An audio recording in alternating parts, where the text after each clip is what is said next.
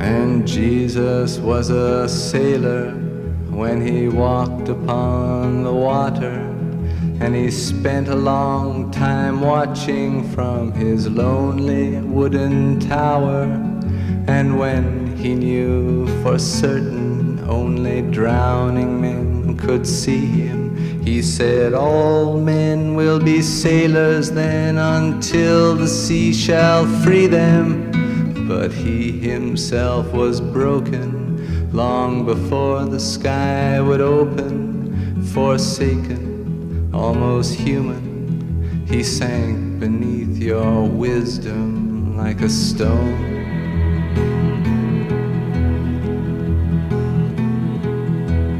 And you want to travel with him, and you want to travel blind, and you think maybe you'll trust him.